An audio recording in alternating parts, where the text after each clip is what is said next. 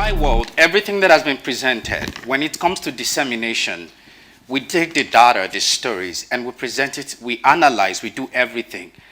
But at the end of the day, to bring the complexity, to talk about the stories and everything, we need to embody that process. So I'd like you to follow with me as we all step together. So if I ask you to just close your eyes, wherever you are, just close your eyes.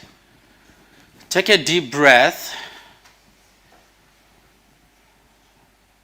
Another deep breath.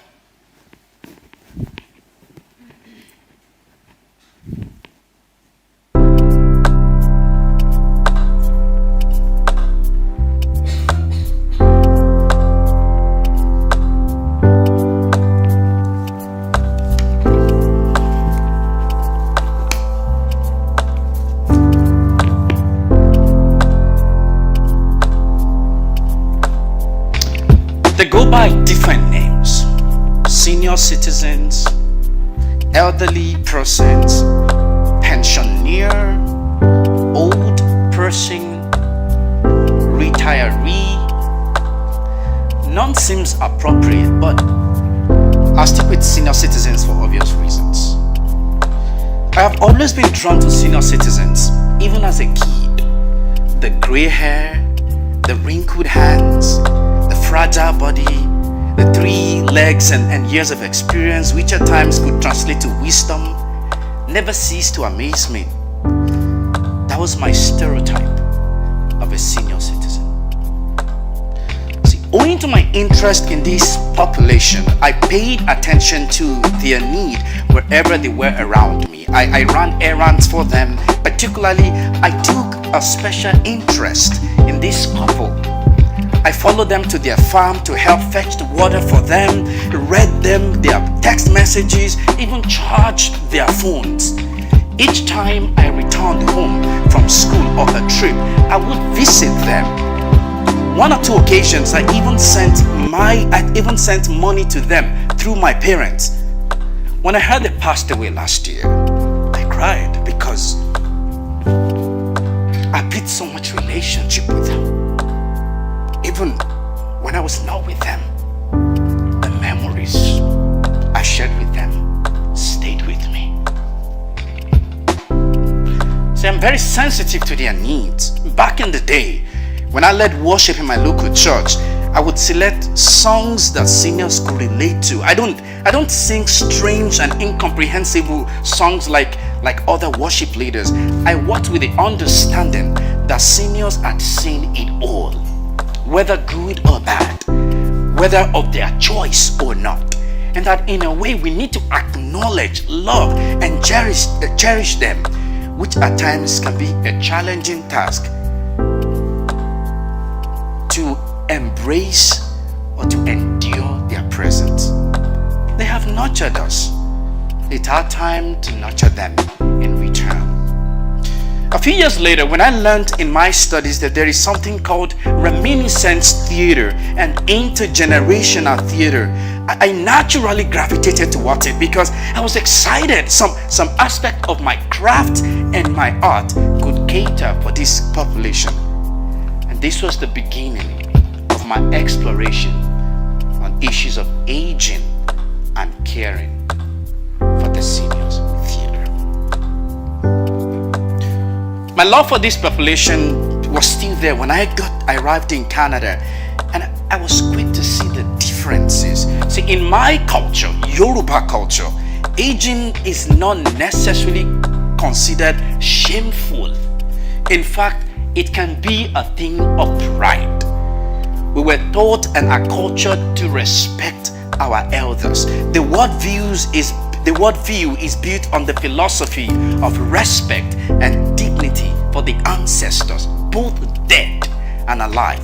And our elders are living ancestors. So if we want to live long ourselves, we have to respect our elders. Disrespect your elders. No matter what, no matter the circumstance, it's not right. Respect for elders, even when it is not earned, is a sign of maturity and good character. My mother would For the Yorubas, being old in age itself earned you respect.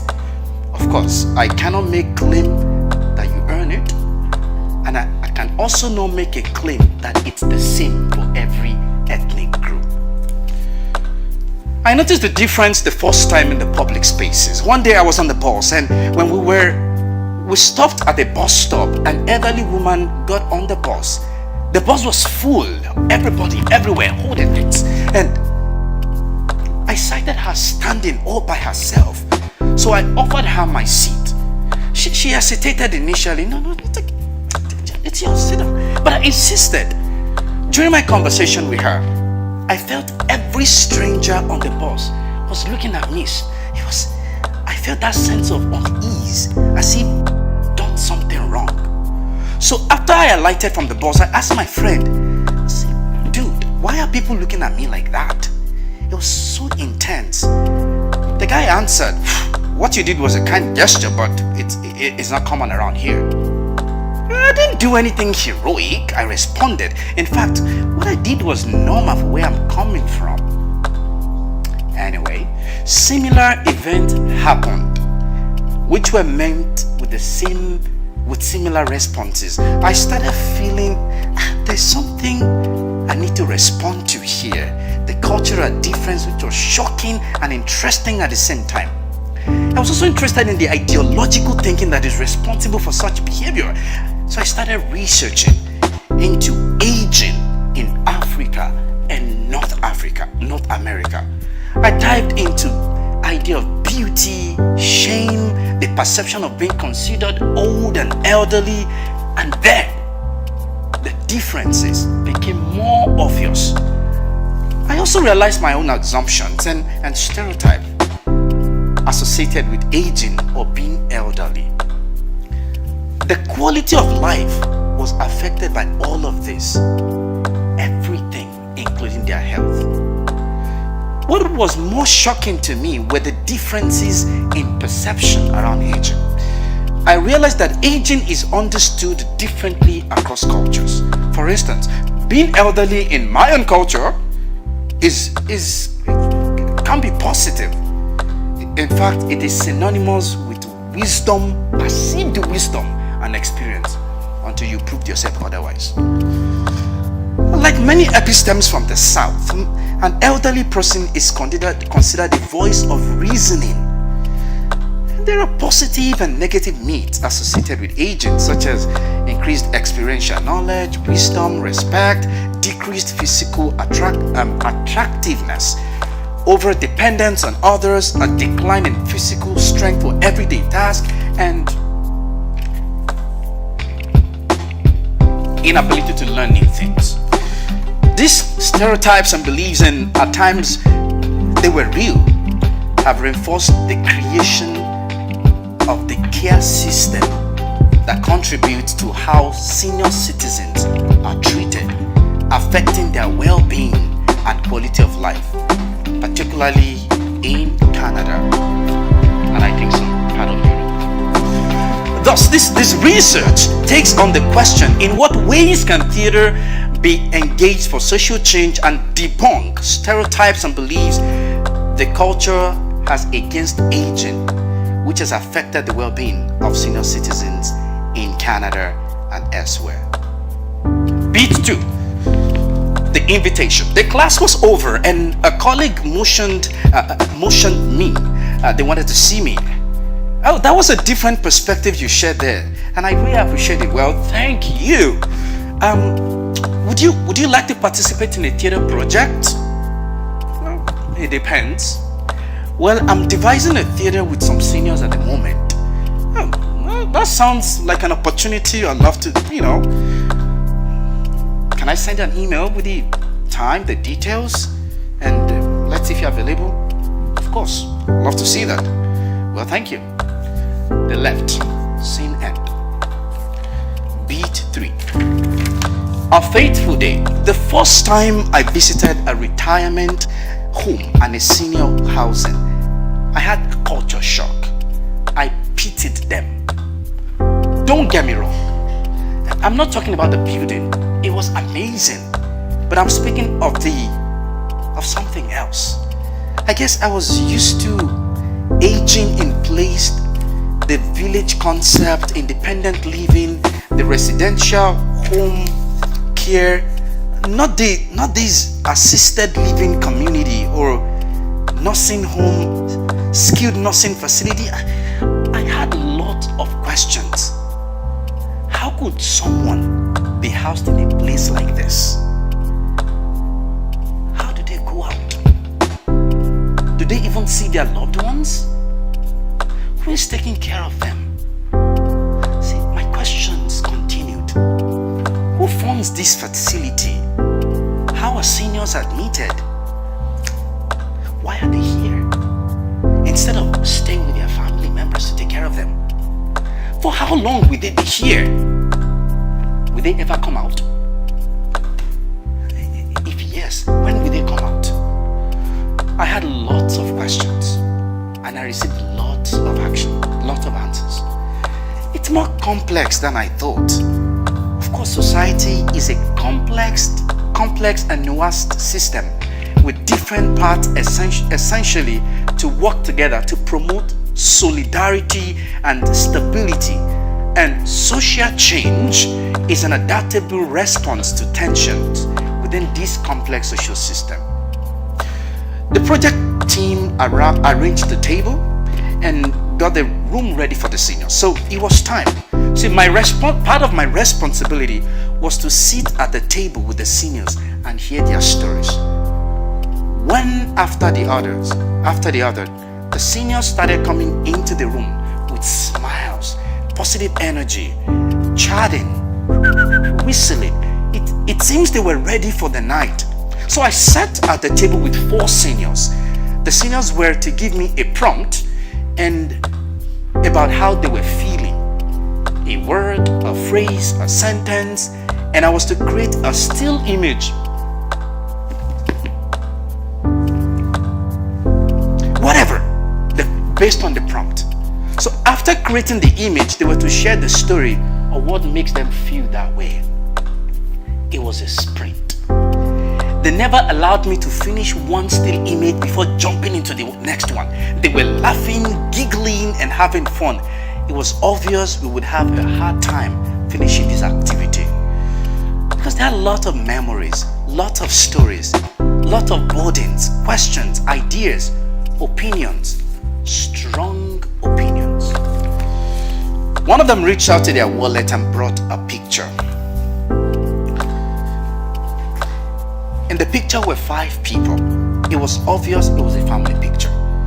So out of curiosity, one of the seniors asked, "What's the story behind the picture?" It was the only surviving picture of my grandfather. He took the picture before heading to World War II. He said. Another made me do an image of someone in deep thought. In fact, she stood up to mold me into her image because she couldn't hear from a distance. She had hearing aid. When they asked why this image, she said she's trying to make some sense of her life at the moment. She arrived at the care facility a few months ago. Her children brought her because of her health. She needed living assistance. Another asked if she could create the still image with me. Of course, I replied yes. So she said I should lie down. So I lay down. No, this way. So she acted as the nurse. When asked why this, she said she wakes up every day thinking about the number of the drugs she will take and the series of medical checkups she's had to gone through in recent times. They shared stories about their past, stories of joy, tears, longing, desire, ambition, family, love for children, love for their family, their friends, their country, and even some love for their faith. I left that session that day carrying with me different stories, memories, and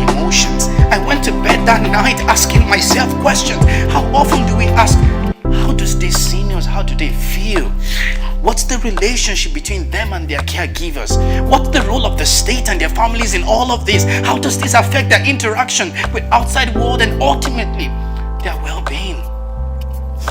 Through my theatrical exploration with them, my line of enquiries recognizes and supports us that society is an integrated whole with interconnected parts. A holistic articulation of the condition of seniors becomes important.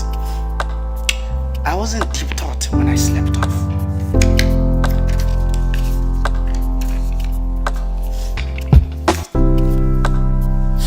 You see, back home, we don't have a care system like senior homes.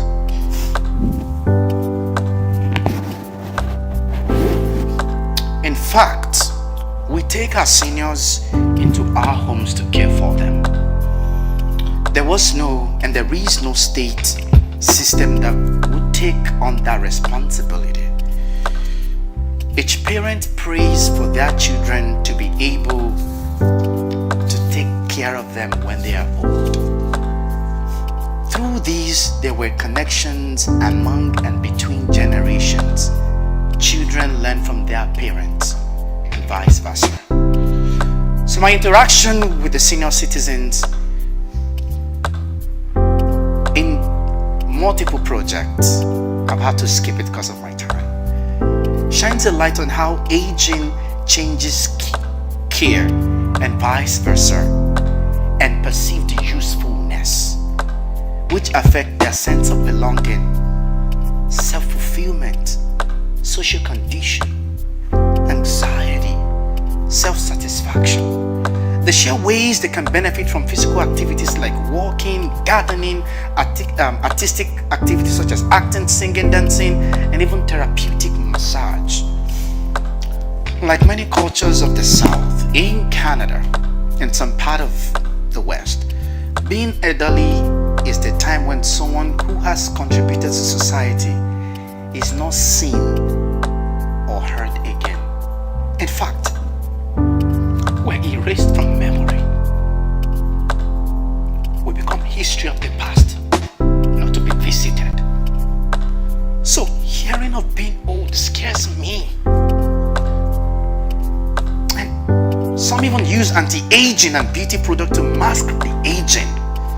From their responses, many senior citizens are of the opinion that the moment they go into care facilities, they have gone into some sort of social extinction, although they create and establish new set of relationships and connections and family. Of course, the technology divide has also not been helpful because technology in many ways put them in a different category, backward, if I may say, while the world continues to leap in bounds and at times it's hard to catch up. Through these responses, I am reminded that culture and social norms and values play critical roles in aging. Prejudice by one age group toward the other age group is a factor responsible for the poor treatment of seniors in my country, Canada.